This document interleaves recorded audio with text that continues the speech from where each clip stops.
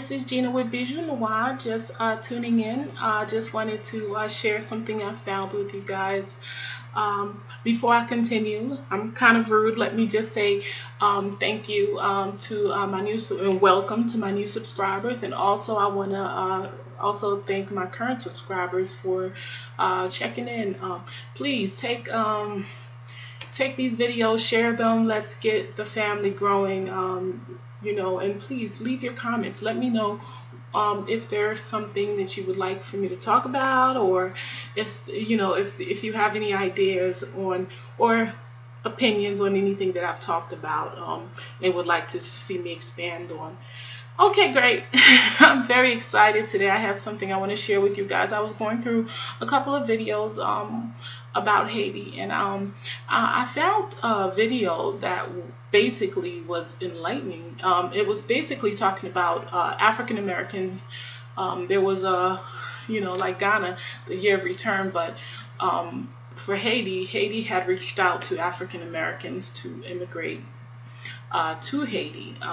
I don't know if it was the 1800s, but what's interesting is some of the responses from the different African American people that did decide to migrate in light of everything that's going on, and are wanting to go home. And I know some brothers and sisters have already traveled, and some of the responses or some of the takeaways from their opinions of their immigration.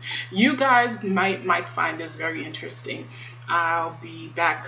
Let me go ahead and let you watch the video, and I'll be back to talk to you guys about this, and maybe we can even have a live conversation later on about the whole immigrating to another place.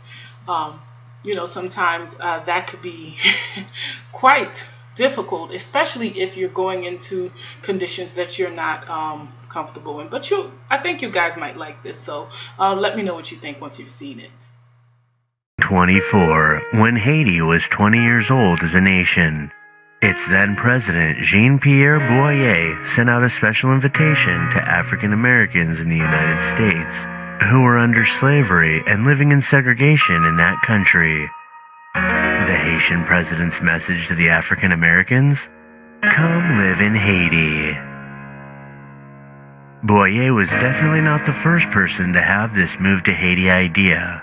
The historian Leon Pamphile writes in the days following independence from France, Haiti's leader, Jean-Jacques Dessalines, had appealed to black Americans and anyone under the whip of slavery to come to Haiti.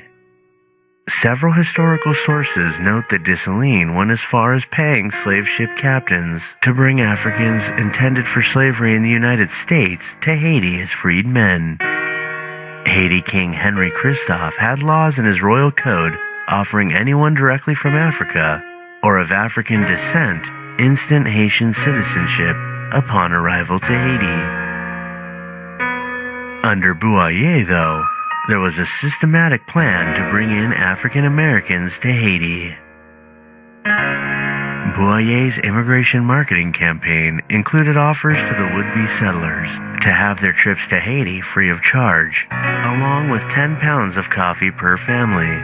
And upon their arrival in Haiti, they were given 3 acres of land from the Haitian government to settle on, as well as monetary rewards.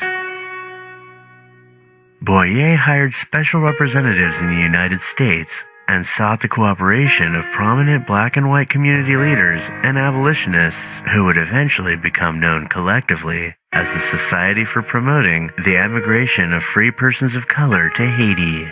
To help make the campaign successful, Boyer had a series of pamphlets published and distributed in the United States, explaining what the immigrants should expect in Haiti, and to answer pertinent questions that they might have about moving to the island.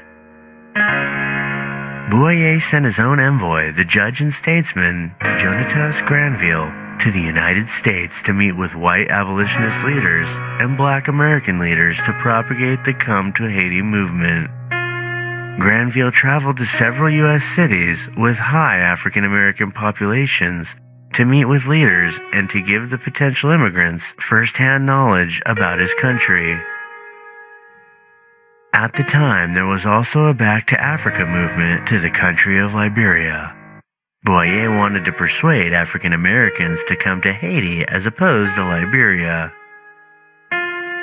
According to Dr. Leon Pamphile, in the book Haitians and African Americans, A History of Tragedy and Hope, the first African Americans started their move to Haiti in late 1824, and the immigrants kept coming through mid-1825 from cities like Boston, Baltimore, and Philadelphia.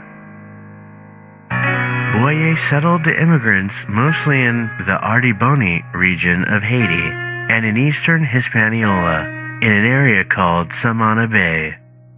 Boyer gave them the promised acres of land, hoping to make them into an agricultural community.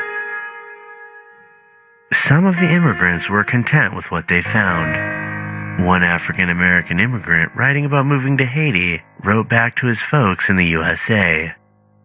Having been a resident for some months in the island of Haiti, I am fully persuaded that it is the best and most suitable place for residence which Providence has hitherto offered to emancipated people of color, for the enjoyment of liberty and equality with their attendant blessings. Others not so much. Some found it hard to adapt to their new surroundings, like this African American immigrant. It was a very common thing to see the Haitian women washing their clothes, men and boys bathing, and horses being washed in the very stream we drank from. This alone was enough to create sickness. And this one who said, The natives, male and female, generally go half-clad, bordering on nudity. The women wear turbans on their heads and do not seem to have any uses for hats. The men always go armed. Out of the estimated 13,000 African Americans who came to Haiti in that period, less than half actually stayed in Haiti.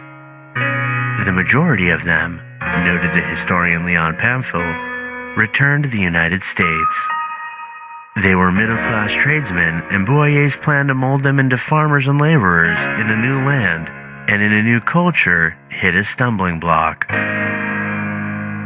Benjamin Hunt, one of the African Americans who successfully settled in Haiti, would later say of Haiti's Black Americans' immigration movement, I call to mind but 13 Americans of African blood who have been what might be called successful in that country, and several were of this number were moderately so, and all of them were men of color or mulattoes. Unsatisfied with the results of the Black Americans to Haiti movement, Boyer would stop the full-scale immigration program in late 1825. Future leaders of Haiti like Faustin Saluc and Nicolas Fabre Giffard would also spearhead similar movements in Haiti in later years.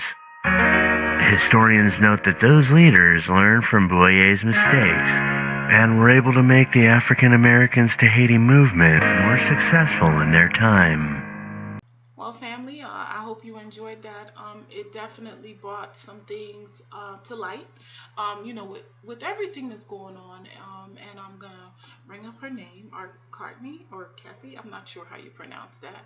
The discussion about the sister and deportation being thrown up in the air. I just wanted to bring that to light. This is not new. It's a part of the process. People going into new environments and maybe, not, not being able to, you know, deal with their new environment. And sometimes people are, you know, not respectful in some of the things that they say. But it is interesting to see that this has happened before. And My opinion, or what I think about the whole situation, is that I think we all need to enlighten ourselves about, the realities of, what we may be walking into going to Africa, and some of the things that are different. and expectations. So I'm very happy I was able to share this video with you guys. So please comment, let me know what you think. I'll try to keep more videos like this coming. And again, share, like, subscribe, hit the notification button. Thank you guys.